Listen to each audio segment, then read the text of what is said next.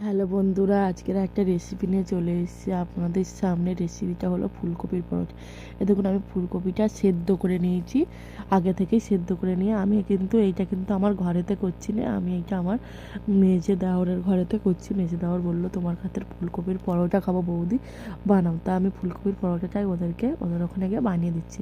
তার জন্য আমি কড়াইশুঁটি আর ফুলকপিটা নিয়ে নিয়েছিলাম। একটু কড়াইশুঁটি দেবো বলে ময়দাটা একটু নুন দিয়ে মাখিয়ে নিচ্ছি। দেখুন, ময়দাটা আমার মাখানো হয়ে গেছে। একটু ওপর থেকে সাদা তেল দিয়ে আমি ঢাকাটা দিয়ে দেবো। এই দেখুন, প্রথমে আমি কড়াইতে তেল দিয়ে দিচ্ছি। ওদের ওখানে একটু অন্ধকার বলে অসুবিধে হচ্ছে, তো আমি ভিডিওটা আপনাদের সাথে শেয়ার করবো বলে একটু ভিডিওটা করলাম। একটু কাঁচা লঙ্কা দিয়ে দিলাম তেলের ওপরে, দিয়ে তেলটাকে দিয়ে ভেজে নিচ্ছি। দেখুন, কাঁচা লঙ্কা দিয়ে তেলে ভেজে নিলাম। দেখুন, দিয়ে আমি ফুলকপিটা আর এই কড়াইশুঁটি সেদ্ধটাও দিয়ে দিলাম একসাথে। দিয়ে ফুলকপিটা ভালো করে ভেজে নিতে হবে। এইভাবে আস্তে আস্তে আস্তে নেড়ে নেড়ে নেড়ে নেড়ে ভেজে নিতে হবে। চলো, স্বাদ মতন আমি একটু আদা কুড়া দিলাম, আদাটা আমি কুচি কুচি করে রেখেছিলাম সেইটা দিয়ে দিলাম। একটু লবণ দিয়ে আবার ভেজে নিচ্ছে পুরো একদম অল্প। দেখবেন ভেজে ভেজে পুরো একদম ভেজে যাবে। একটু হলুদ দিয়ে দিলাম, দিয়ে আবার ধনে পাতা দিয়ে আমি ভাজছি। দেখুন, ধনে পাতা দিয়ে ভাজা আমার হয়ে গেছে।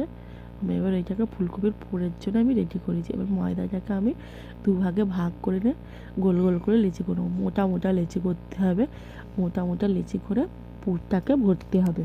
দেখুন, আমি গোলটাকে করে কিন্তু আমি পুরটাকে ভরার চেষ্টা করছি। আমার হাতে সেরকম পুরটা ভরে আমার সেই চারিদিক দিয়ে যতবার বেলছি ততবার বার হয়ে যাচ্ছে। দেখুন, এই দেখুন, লেচিগুলো হয়ে যাচ্ছে। দেখুন, লেচিগুলো হয়ে গেছে। দেখুন, বেলতে যাবো।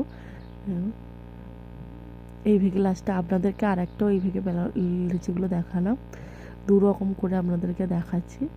এই দেখুন, এবার আমি বেলতে যাব। দেখুন, বেলতে গেলেই দেখুন চারিদিক দিয়ে দেখুন হালকা হালকা করে বার হয়ে আসছে। এই দেখুন, তাও আমার হয়ে গেছে। এই দেখুন, গোল গোল করে হালকা হালকা করে এবার আমি হাতের সাহায্যে চারিদিক দিয়ে বার হয়ে আসছে বলে আমি হাতের সাহায্যে পরোটাগুলো করে নিয়েছি। কেননা হাতের সাহায্যে পরোটাগুলো করলে বার হয়নি, তার জন্য আমি হাতের সাহায্যেই করলাম।